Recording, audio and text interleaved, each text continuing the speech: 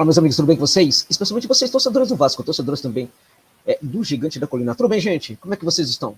Tudo bem? Vamos falar nesse vídeo sobre o Sebastião Becachete, né, especulado fortemente ali no Gigante.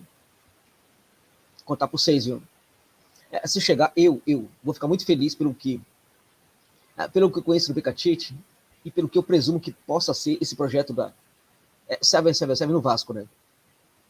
É realmente um nome, a meu ver, muito acima da média, não somente para fazer o jogo acontecer, mas para vários processos que podem ser favoritados no Vasco com a chegada dele, Sebastião Becachete. Vamos lá, então. Antes disso, permita-me só falar que este vídeo tem patrocínio da 1xBet, tá? Que é uma casa de aposta mundialmente conhecida, até por patrocinar gigantes do futebol mundial como Liverpool, Barcelona e muitos outros, né? Mas não somente por isso, mas é também uma casa de aposta que trata você de fato como um consumidor, e não apenas como um mero apostador. Para você que curte uma aposta esportiva, eu diria para vocês que é aquela casa de aposta que, se você ganhar uma quantia pequena, você vai receber em qualquer casa de aposta por aí, mas se você receber uma grande quantia, aí complica um pouquinho. Aí na 1xBet é diferente, você vai receber imediatamente qualquer valor, gente. É R$100, R$10.000, qualquer valor. Imediatamente, sem nenhuma burocracia. Quer mais? Não fica suspendendo mercados nos acréscimos dos jogos. Para você que curte uma aposta esportiva, por que não conhecer o 1xBet? Para tanto, use o link que está na descrição do vídeo, também no comentário fixado. Cadastre-se lá. Depois volta aqui, pega o código promocional ONXJOSA, coloca lá. Para você dobrar o valor do seu primeiro depósito, caso você queira, até o limite de $200. E também para notificar para eles que vale a pena investir nesse canal. Ô Josa, eu sou Vascão, eu já me inscrevi naquela casa de aposta, inclusive usando o seu link. E se é assim, se você for fazer apostas nesse meio de semana, nesse final de semana que está chegando, use abuso de apostar pela 1xBet, tá? Que isso também notifica para eles que vale a pena investir aqui, neste canal, tá bom, gente? Ok? Deixando para dizer, então, eu vou falar do Becachete no Vasco da Gama, ok? Bom, gente, eu conheço a carreira do Becachete desde o começo. Ele ficou muito tempo sendo ali um auxiliar do Sampaoli, e durante muito tempo eles foram para vários clubes aí da América, né? Mas o Becachete, ele inclusive foi treinador da Sub-20 da Argentina, o adjunto da Argentina, treinador da Sub-20 da Argentina também, né? É um treinador que teve uma boa passagem, bastante polêmica na Universidade de Chile, que estava vivendo uma crise muito grande ali, inclusive de ideias. O Becachete, ele se confronta completamente com essas ideias aí. Ele arruma muita casa, né? E acaba saindo, evidentemente, por causa do desgaste que ele precisou ter naquele momento para arrumar a casa ali na Universidade de Chile. Um detalhe sobre esse técnico: ele nunca fala mal dos clubes que tratam ele mal. O que ele sofreu no Racing de Avejaneira foi um negócio assim inacreditável, beira o absurdo, a barbárie, né? Por quê? Deixando claro para aqueles que, de repente, ele não foi bem no Racing, também no Independiente. Vamos lá, gente. O Racing, ele não foi bem por quê? Porque ali havia uma ideia do Milito, Diego Milito, de reestruturar profundamente o Racing. Só que os dirigentes da antiga não queriam. Só que não podiam bater no Milito, que é um ídolo da equipe, né? Só que dentro de campo, a voz dessa reformulação era o Becachete. Os dirigentes resolveram bater, então, no Becachete. E isso foi cruel, gente. Mas vocês não têm noção de como foi. Eu já falei várias vezes, deixa eu simplificar para vocês aqui. Por exemplo, o Becachete entregou uma lista de reforços. Nenhum reforço foi contratado. O Becachete entregou uma lista de jogadores que deveriam subir da base. Nenhum jogador subiu. O Becachete entregou uma lista de jogadores que deveriam sair, né, para reformular o elenco. Nenhum saiu. O Becachete foi mandado embora do Racing. Na verdade, foi ali como um acordo ali. Um dia depois que ele foi mandado embora, tudo isso foi feito. Os jogadores da base que ele pediu para subir, todos subiram. Os jogadores que ele pediu para contratar, todos foram contratados. O jogador que ele pediu para sair, todos saíram. Imediatamente após a saída dele. Ou seja, os dirigentes tinham um entendimento de que ele estava certo naquilo que ele pedia, mas não praticaram, não entregaram para ele aquilo que ele pedia, por quê? Porque queriam derrubá-lo. Eu já contei que, por exemplo, quando ele vai jogar contra o Flamengo no Rio de Janeiro pela Libertadores, confronto aqui, ele elimina o Flamengo com Defensa e Justiça, com Raça, no caso, né, perdão.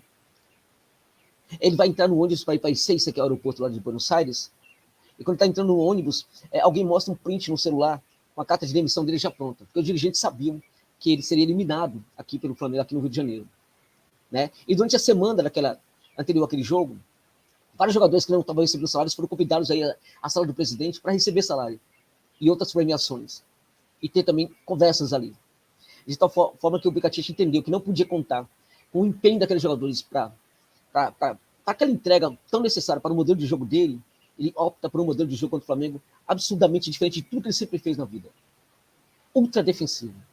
E leva a classificação contra o Flamengo. Aqui foi impressionante. E no Independiente, Josa? Independiente é o seguinte, ele chegou lá e falou o seguinte, eu não vou entregar 30% do meu salário para a Barra Brava, porque lá é assim que funciona. E nenhum jogador também vai entregar. E aí, meu amigo, começaram a pegar no pé dele também. Então, até o Ariel Roland também sofreu o mesmo problema ali, no Independiente, tá? Bom, vamos lá. É um técnico que se notabiliza sobretudo com defesa. Quando a gente olha para o defesa do Becachete, a gente pode ter claro que o Vasco, gente, o Vasco, com um elenco que não vai ser forte no início, como muita gente está pensando, pode ter nesse técnico o grande técnico necessário neste momento. Por quê? Porque ele consegue fazer uma equipe jogar de forma extremamente competitiva, independente da qualidade do elenco. Ele consegue, por quê? Ele consegue construir jogador. Essa é uma grande característica do Becachete. Então, ele constrói jogador. Ele pega um jogador que tem ali boas características, ele quer entender quais são as polivalências desse jogador, ele vai começar com esse jogador, ele vai olhar para ele, vai tentar elaborar, caso ele perceba neste atleta alguns defeitos, alguns problemas, ele vai elaborar treinamentos específicos para melhorar esse jogador. Então, aquele jogador arremata muito bem, só que não tem noção direito do local do campo que ele tem que chutar. O Becachete vai treinar isso nele. Vai transformar esse cara no fazedor de gols. É incrível como ele fez isso no defesa com vários jogadores, mas muitos, né? É jogador jovem, também sabe trabalhar muito bem. E acho que a canteira do Vasco ganha demais com um técnico como esse, mas muito mesmo, né? Mas como é que ele joga? Ele joga de forma ofensiva. A gente tem ali um modelo que parte muitas vezes do 4-2-3-1, ou muitas vezes com a linha de 3, depende muito. Em geral, nós vamos ter posse de bola muito maior no Vasco do que em quaisquer outros adversários. Muitos adversários mais fortes do que o Vasco vão ter uma posse de bola menor do que a equipe do Gigante. Né? A gente vai ter um 4-2-3-1 com esses dois volantes muito móveis, muito ágeis e também construtores. Detalhe, todo mundo constrói. Detalhe, todo mundo defende. É o modelo bielcista por excelência, né, gente? Então todo mundo ataca, todo mundo defende. E a busca, ao contrário do que muita gente pensa. Ao contrário do que muita gente pensa. A busca não é tornar o Vasco uma equipe ofensiva. A busca é tornar o Vasco uma equipe ofensiva e defensiva. A questão o que muda aí é a percepção de como a equipe tem que se defender. E a equipe do Becachete defende muito atacando. A equipe do Becachete defende muito tendo uma posse de bola, mas não é uma posse qualquer, tem que ser uma posse de qualidade. Qualidade na hora de segurar essa bola, qualidade na hora também de construir. Chegar no terço final e arrematar. É um técnico também que quando chega a sua equipe no terço final, apresenta inúmeras variações. E ele é louco, maluco, doido da vida, da maneira como ele treina variações. Detalhe, o Becachete é um técnico que o jogador de fato se escala no treinamento. O treinamento é exaustivo, mas geralmente o jogador não reclama. Não reclama porque o Becachete é desses técnicos que consegue explicar muito bem para os jogadores qual é a sua proposta. E para o profissional do futebol, isso faz toda a diferença. Quando o técnico consegue tornar clara qual é a proposta, o jogador se entrega para a proposta do técnico. Isso parece simples, mas muito jogador de futebol não entende muito o que o técnico fala. Eu já falei isso em outro vídeo, inclusive, até sugerindo técnicos para o Vasco da Gama. Mas isso também acontece muito com o Becachete. Né? A gente tem, portanto, ali o lateral que precisa ser ala, a gente tem um ala que precisa saber se defender, a gente tem um ala que precisa saber ser volante quando retorna, muitas vezes, a gente tem um volante que precisa saber ser meia, em alguns momentos, a gente tem que ter um volante que às vezes precisa saber irromper, pegar essa bola como box to box e aparecer, pisar dentro da área. A gente tem um centroavante que é muito móvel, a gente tem uma circulação absurda no último terço, a gente tem inversões de bola para todo lado, e a gente tem uma absurda pressão pós-perda, gente, para gerar a recuperação pós-perda, que precisa acontecer, notadamente, no terço final. No terço final, é o lugar onde a maior parte do tempo, os jogadores do Vasco vão ficar. Então, se é ali que a maior parte dos jogadores ficam, é ali também que os jogadores vão ter que processar a recuperação pós-perda. E se ela falhar, Josa, então são acionados vários mecanismos para a recuperação dessa bola, preferencialmente até o balão do meio de campo. Dificilmente essa recuperação tem que ser delegada ao setor defensivo ali, por excelência, que é o primeiro campo, né? Porque ali, evidentemente, que a equipe vai ter uma fragilidade. Mas, para tanto há um processo de adiantar linhas, sempre uma linha alta, gente. Uma linha alta que começa, inclusive, do goleiro. O goleiro que é um construtor, que tem que saber jogar muito bem com os pés. E se não souber, o Vasco vai ter que buscar um goleiro ou então o Becatini vai ter que treinar muito isso no goleiro, se ele tiver a mínima condição para isso, né? Então, esse goleiro, por exemplo, já é o cara, por exemplo, na situação de ataque, é um cara que fica um pouco mais à frente. Esses zagueiros aí, por exemplo, também ficam mais ou menos no balão do meio de campo ali, ou perto, ou ali na proximidade, né? E aí, no caso, no processo de recomposição defensiva, né, os primeiros jogadores que precisam estar muito atentos para essa recomposição é sobretudo os laterais, né? Para ajudar, né? E para formar novamente uma linha de 4 ali atrás, juntamente com esses dois zagueiros.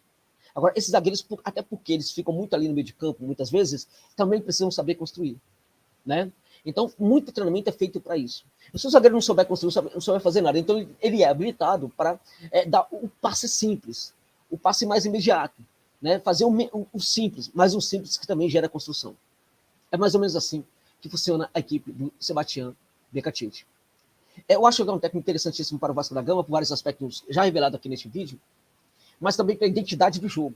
A gente está falando de uma equipe competitiva, mas que também joga bonito. Estamos falando de uma equipe que vai encantar você pela maneira como joga. Estamos falando de uma equipe, por exemplo, de uma equipe do Vasco, que independente do adversário, vai encarar como honrando as tradições vascaínas, como gigante que é, e não como um time pequeno, por ter jogadores ali, por ter um elenco muito mais reduzido em termos de valores qualitativos do que outras equipes do futebol brasileiro.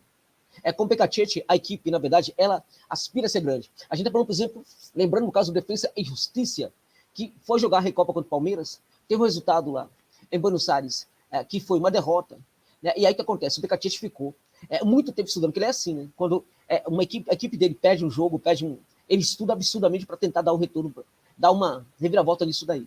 Então ele estudou exaustivamente o Palmeiras. Veio jogar no Brasil, em Brasília, contra o Palmeiras, no segundo jogo, precisava ganhar do Palmeiras dentro de casa, e estava cheio de desfalques.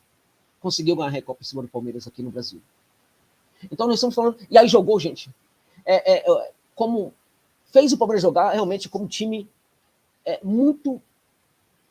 Assim, como ninguém fazia. Né? O Palmeiras realmente sentiu aquele jogo de uma maneira tal que o Palmeiras não parecia ser o representante da Libertadores, o campeão da Libertadores. Não parecia ser um dos grandes times do Brasil. O Palmeiras parecia um time do interior de São Paulo. Este é o Sebastião Becatini. Evidentemente que ele pode dar certo, pode não dar certo, evidentemente. Tem várias questões aí que se processam. A gente pode falar também que a 777 pode prometer muita coisa e não entregar. Enfim, a gente pode falar que uma reformulação do elenco pode acontecer da hora para outra. Pode ser que não chegue nenhum jogador. Muita coisa pode aí influenciar para que não dê certo. Mas em tese, gente, ou seja, teoricamente, o Becatini é de fato um grande nome para o Vasco da Gama. E se os dirigentes do Vasco conseguirem essa contratação, na minha opinião, começa muito bem esse projeto de Vasco da Gama com a 777 em 2022. Então, doutor apoio para essa contratação. Estou aqui à disposição dos torcedores do Vasco para outras questões. Né? Se quiserem aqui, pode perguntar, fazer comentários aí. Estamos juntos aí. Também na torcida para que o Vasco se recupere nessa temporada, porque gigante é gigante, gente.